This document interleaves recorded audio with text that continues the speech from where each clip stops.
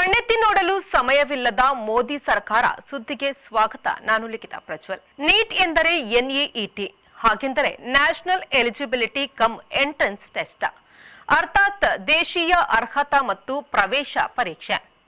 ವೈದ್ಯಕೀಯ ಮತ್ತು ಸಂಬಂಧಿತ ಕೋರ್ಸ್ಗಳಿಗೆ ಸರ್ಕಾರಿ ಮತ್ತು ಖಾಸಗಿ ಕಾಲೇಜುಗಳಲ್ಲಿ ಸೀಟು ಪಡೆಯಲು ಈ ಪರೀಕ್ಷೆ ನಡೆಯುತ್ತದೆ. ನೀಟ್ ವಿವಾದ ಹೊಸತಲ್ಲ, ಆದರೆ ಇದೀಗ ಬಂದಿರುವ ನೀಟ್ ಫಲಿತಾಂಶವು ಅಕ್ರಮಗಳ ಆಗರ ಎಂದು ಹೇಳಲಾಗಿದೆ. ಹರಿಯಾಣದ ಒಂದು ಕಡೆ ಪರೀಕ್ಷೆಯನ್ನು ಬರೆದ, ಒಂದೇ ಕಡೆ ತರಬೇತಿ ಪಡೆದಿದ್ದ 6 ಜನರು ಟಾಪರ್ಗಳಾಗಿದ್ದು 6 ಮಂದಿಗೂ 720 ಸಮಾನ ಅಂಕಗಳು ಬಂದಿವೆ. ಇದು ಅಕ್ರಮದ ಸ್ಪಷ್ಟ ಸೂಚನೆ ಎಂದು ಆರೋಪಿಸಲಾಗಿದೆ. ಅಲ್ಲದೆ ನೀಟ್ನಲ್ಲಿ ಮೇಲಿನ ರ್ಯಾಂಕ್ ಪಡೆದವರಲ್ಲಿ ಅಸಹಜ ಏರಿಕೆ ಕಂಡುಬಂದಿದೆ. ಕಳೆದ ವರ್ಷದ ಸಮಾನ ಪರೀಕ್ಷೆಗಳಲ್ಲಿ ಮೇಲಿನ ರ್ಯಾಂಕ್ ಕಂಡವರು ಕೆಲವರು ಈ ಬಾರಿ ಪಾತಾಳವನ್ನು ಕಂಡಿದ್ದಾರೆ. 50ರಿಂದ 100ರೊಳಕ್ಕೆ ಜಾರಬಹುದು. 50ರಿಂದ 5,000 ದಾಚೆಗೆ ಒಮ್ಮೆಗೆ ಜಾರಲು ಸಾಧ್ಯವಿಲ್ಲ ಎನ್ನುವುದು ಹಲವರ ಅಭಿಪ್ರಾಯವಾಗಿದೆ. ಹಲವು ವಿದ್ಯಾರ್ಥಿಗಳ ವೇದನೆಯೂ ಆಗಿದೆ. ರಾಜಸ್ಥಾನದ ಕೋಟಾದಲ್ಲಿ 18 ವರ್ಷದ ವಿದ್ಯಾರ್ಥಿನಿಯೊಬ್ಬಳು 9ನೇ ಮಹಡಿಯಿಂದ ಹಾರಿ ಆತ್ಮಹತ್ಯೆ ಮಾಡಿಕೊಂಡಿದ್ದಾಳೆ. 720ರಲ್ಲಿ ಈಕೆ 320 ಅಂಕ ಮಾತ್ರ ಪಡೆದಿದ್ಲು. ನಾನು ನಿರೀಕ್ಷಿಸಿದ ಅರ್ಧ ಕೂಡ ಬಂದಿಲ್ಲ ಎಂದು ಮೃತ ವಿದ್ಯಾರ್ಥಿನಿ ಹೇಳಿಕೊಂಡಿದ್ದು, ಕೊನೆಗೆ ಜಿಗಿದು ತಾಕೊಲೆ ಮಾಡಿಕೊಂಡಿದ್ದಾಳೆ. ಪೂರ್ಣಾಂಕ ಹೇಗೆ ಬಂತು?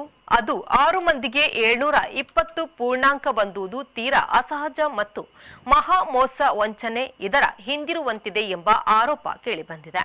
ಟಾಪರ್ ಮಾತ್ರವಲ್ಲ, ಹೆಚ್ಚಿನ ಅಂಕ ಪಡೆದವರ ಒಟ್ಟು ಸಂಖ್ಯೆಯಲ್ಲಿಯೂ ಅಸಹಜ ಮತ್ತು ಅನೈತಿಕ ರೀತಿಯಲ್ಲಿ ಹೆಚ್ಚಳ ಕಂಡುಬಂದಿದೆ. ಕಳೆದ ವರ್ಷ 700 ಅಂಕ ಪಡೆದವರ ಸಂಖ್ಯೆ 172 ಇತ್ತು. ಈ ಬಾರಿ 700 ಅಂಕ ಗಿಟ್ಟಿಸಿದವರ ಸಂಖ್ಯೆಯು 1,170ಕ್ಕೆ ಏರಿಕೆ.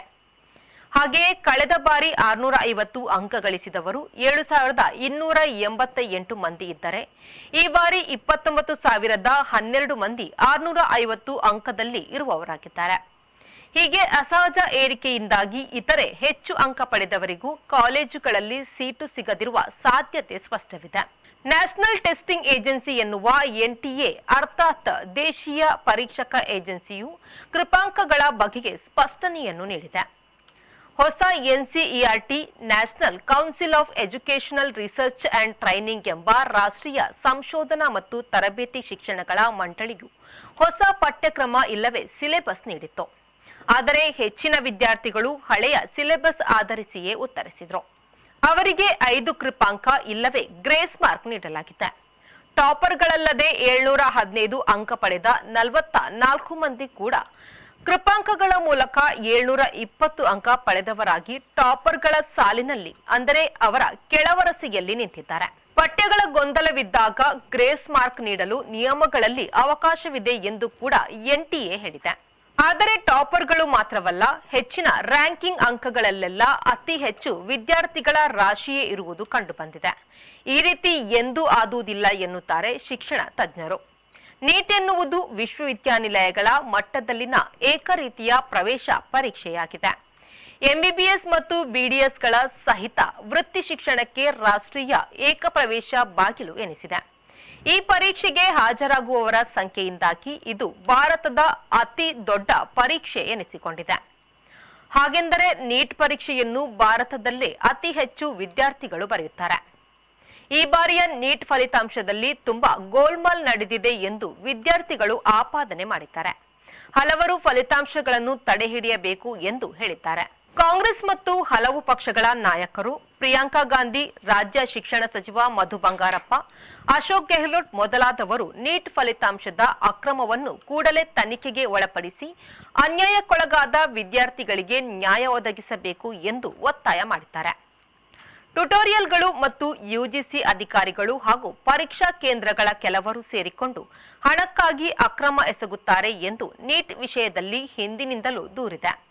ಈ ಬಾರಿ ಆ ದೂರು ಗಗನಚುಂಬಿ ಹಗರಣ ಎಂದು ಹೇಳಲಾಗುತ್ತಿದೆ. ಈ ಬಾರಿಯ ನೀಟ್ ಪರೀಕ್ಷಾ ಫಲಿತಾಂಶವು ಪರೀಕ್ಷೆ ಬರೆಯುವವರ ಆತ್ಮವಿಶ್ವಾಸ ಕುಗ್ಗಿಸಿದೆ ಮತ್ತು ವಿದ್ಯಾರ್ಥಿ ಪೋಷಕರನ್ನು ತೀರಾ ಕಳವಳಕ್ಕೆ ದೂಡಿದೆ ಎಂದು ಹಲವಾರು ತಜ್ಞ ವೈದ್ಯರು ದೇಶ ಮಟ್ಟದಲ್ಲಿ ತಮ್ಮ ನಿಜ ಕಳಕಳಿಯನ್ನು ಹೊರಗಿಟ್ಟಿದ್ದಾರೆ. ಉಕ್ರೇನ್ ಮತ್ತು ರಷ್ಯಾ ಯುದ್ಧ ಆರಂಭವಾದಾಗ ಅಲ್ಲಿ ವೈದ್ಯಕೀಯ ಕಲಿಯಲು ಹೋಗಿದ್ದ ಸಾಕಷ್ಟು ವಿದ್ಯಾರ್ಥಿಗಳು ವಾಪಸ್ ಬರಬೇಕಾಯಿತು.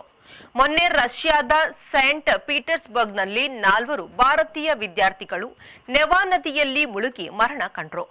ಉಕ್ರೇನ್ ಸಮಸ್ಯೆಯ ವೇಳೆ ಒಂದು ಸಣ್ಣ ದೇಶಕ್ಕೆ ಎಂಬಿಬಿಎಸ್ ಮಾಡಲು ಯಾಕೆ ಹೋಗುತ್ತಾರೆ ಎಂಬ ಪ್ರಶ್ನೆ ಕೂಡ ಎದ್ದಿತ್ತು.